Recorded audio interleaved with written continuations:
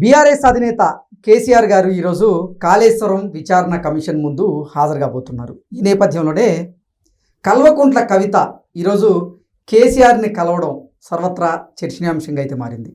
నిన్న మొన్నటి వరకు కల్వకుంట్ల కుటుంబంలో కలహాలున్నాయని, ఆ కలహాల నేపథ్యంలోనే కల్వకుంట్ల కవిత వేరే కుంపటి పడుతుంది అనేటువంటి వార్తలు వచ్చినటువంటి నేపథ్యంలో ఇప్పుడు కవిత ఈరోజు కేసీఆర్తో కలవడం, ఆయనతో భేటీ అవ్వడం, ఆ భేటీలో కొన్ని అంశాలను వారు చర్చించినటువంటి నేపథ్యంలో ఏ అంశాల మీద చర్చ జరిగింది, అసలు కలవడానికి గల ప్రధాన కారణం ఏంటి అనేది మనం పూర్తి స్థాయిలో విశ్లేషణ చేసుకుందాం. ప్రస్తుతం మనతో పాటున్నారు ప్రముఖ రాజకీయ విశ్లేషకులు, ప్రముఖ సీనియర్ జర్నలిస్ట్ డివిఎస్ గారు. సార్తో మాట్లాడారు.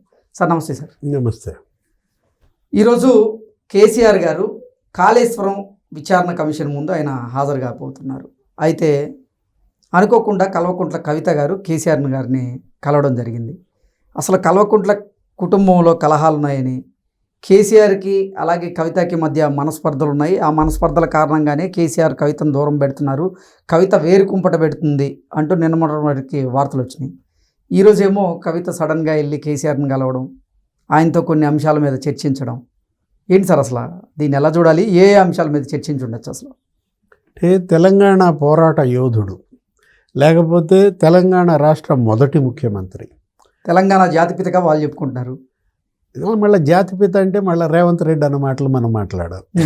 ఇది బ్రాందీ తాగనాడు, బ్రాందీ తాగేవాడు, ఏదేదో మరి వస్తుంది. అంటే ఇవాళ 10 ఏళ్ళు సీఎంగా పనిచేసిన కేసీఆర్ అటెండ్ అయ్యారు, బీఆర్కే భవన్కి వచ్చారు. ఇప్పుడు మరి ఆయన కమిషన్ ముందు అటెండ్ అయ్యారు, పీసీ ఘోష్ కమిషన్ ముందు ఆయన హాజరైన నేపథ్యంలో ఇక్కడ 2-3 అంశాలు. సార్, ఒకటి అవినీతి కుంభకోణాలు, రెండవది కుటుంబ కలహాలు, అసలు ఆ పార్టీ పరిస్థితి. ఇప్పుడు ఇష్యూ ఏంటి?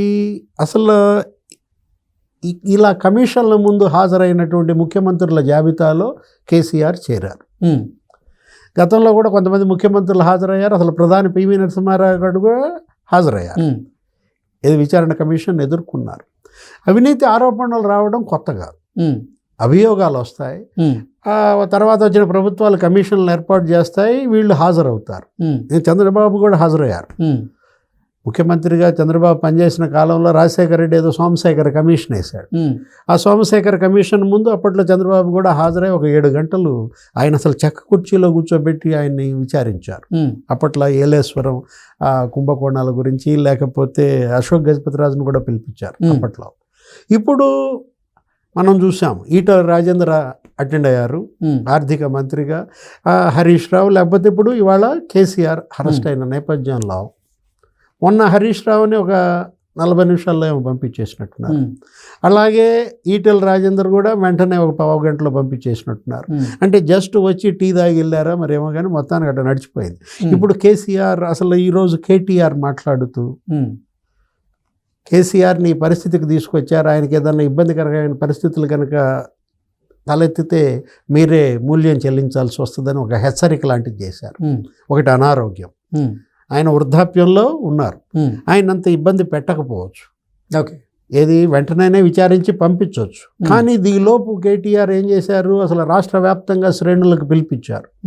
అందరూ మరి బీఆర్కే భవన్ మరి చేరుకోండి అన్నట్టుగా మరి తలసాని శ్రీనివాస్ యాదవ్ దగ్గర అందరూ చేరారు.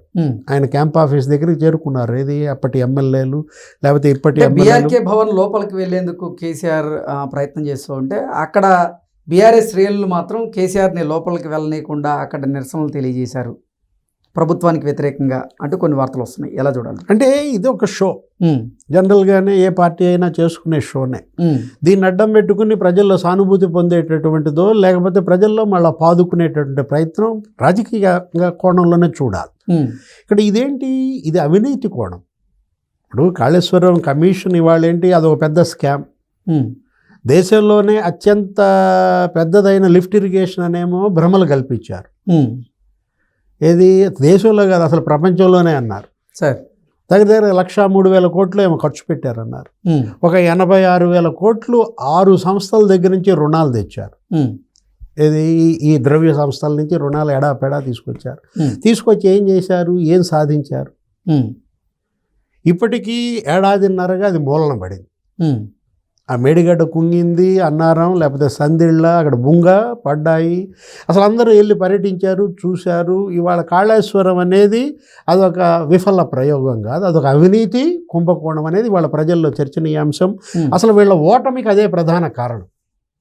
బీఆర్ఎస్ ఓటమికి అదొక ప్రధాన కారణం. ఎన్నికలకు ముందు నీకు పిల్లర్ ఇదైంది, ఎన్నికలకు ముందు నీకు బొంగలు పడ్డాయి. అంతకుముందు నుంచి రేవంత్ రెడ్డి, కాంగ్రెస్ పార్టీ, బీజేపీ ఇవన్నీ కూడా మాట్లాడాయి. ఎందుకు? నీకు ప్రధాని మోడీయే చెప్పారు కదా ఎన్నికల ప్రచారంలో. ఏమన్నారు ప్రధాని మోడీ? కాళేశ్వరాన్ని సార్ బీఆర్ఎస్కి, కేసీఆర్ కుటుంబానికి అదొక ఏటీఎం అన్నారు, ఎనీ టైం మనీ అన్నారు. వీళ్ళేమో నీళ్ళు ఇస్తామన్నారు, కానీ లక్షల కోట్లు స్వాహా చేశారన్న చెడ్డ పేరు. ఇంకొకటి, ఆ కాళేశ్వరం కట్టినాళ్లలో చీఫ్ ఇంజనీర్ ఎవరతను? భూక్యా హరిరామ్. ఒక చోట 26 ఎకరాలు ఉందంట సార్, ఒక చోట మరి 8 ఎకరాలు మామిడి తోట కొన్నాడంట హైదరాబాద్ పరిసరాల్లో. ఇక్కడ ఒక 22 చోట్ల ప్లాట్లు అన్నారు. సూట్ కేసుల్లో డబ్బులు కట్టాలంటున్నారు. ఇక్కడే కాదు, నీకు అమరావతిలో కూడా కొన్నాడంట. ఏది? అక్కడ ప్లాట్లు కొన్నాడంట హరిరామ్. సరే, అతను తీసి పక్కన పెట్టి ఇవాళ ఇంకొక చేప పడింది. అక్కడ ఇంజనీరింగ్ దాంట్లో పనిచేసినాడు. ఏంటి? కాళేశ్వరంలోనే ఇవాళ ఇంకొకటి పట్టుకున్నారు. అదేదో నూనె శ్రీహరి ఏదో అంటున్నారు అతను. దగ్గర అతనేంటి, నీకు ఒక 22 చోట్ల ఇవాళ ఏసీబీ సోదాలు చేసింది. అంటే చిన్న చిన్న చేపలే వాళ్ళ ఇళ్లలో ఇన్ని నోట్ల కట్ల పాములు కనపడుతూ ఉంటే మరి పెద్ద నేతల దగ్గర ఎంత మొత్తంలో ఉండొచ్చు అంటారు? అంటే వీళ్ళు ఎవరు అసలు? వీళ్ళు బినామీలా? భూక్యా హరిరామ్, లేకపోతే ఈరోజు పట్టుబడ్డటువంటి ఇంకొక చేప. ఇప్పుడు ఒక్కొక్కడు నీకు 20 ఎకరాలు కొన్నారు, లేకపోతే మామిడి తోటలు 6 ఎకరాలు కొన్నారు, ప్లాట్లు కొన్నారు, విల్లాలు కొన్నారు అంటున్నారంటే అసలు ఏటీఎం అనేది వాస్తవం అనేది కనపడుతుంది. కాళేశ్వరం ఏటీఎం అనే ప్రధాని మోడీ మాటలు అక్షర సత్యాలు అనేది మనకి ఎలా తెలుస్తోంది? ఈ పట్టుబడ్డ ఏసీబీ పట్టుబడ్డ ఈ ఇరిగేషన్ ఆఫీసర్లే కనుక మనకు తెలుస్తోంది. చీఫ్ ఇంజనీర్లుగా పనిచేసిన వాళ్ళు వీళ్ళ జీతభత్యాలంత ఏ విధంగా వీళ్ళు సంపాదించారు? వీళ్ళే కాదు, ఆ సోమేష్, ఆయన ఎవరు, చీఫ్ సెక్రటరీ సోమేష్ కుమార్, ఎంత ఆస్తులు ఏ విధంగా వచ్చాయి? అంటే ప్రతి ఒక్క ఐఏఎస్ ఈ హైదరాబాద్ పరిసరాల్లో ఎకరాలు కొన్నారు. ఆయన ఎవరో ఒక ఆయన అసలు పెళ్లి చేసి పారేశాడు, కూతురు పెళ్లి. ఆ పెళ్లికి సంబంధించిన ఖర్చు అంతా మెగా ఇంజనీరింగ్ వాళ్ళే పెట్టుకున్నారన్నారు. అంటే irrigation chief secretary Rajith Kumar. అంటే వీళ్ళు కాళేశ్వరాన్ని అడ్డం పెట్టుకుని అధికారులు చేసిన స్కాములు ఒక ఎత్తు, వాళ్ళ అక్రమార్జన. ఇప్పుడు ఈ రాజకీయ నాయకులు చేసిన స్కాములు ఇంకొక ఎత్తు. అంటే దీన్ని అటు 2 కోణాల్లో చూడాలన్నమాట.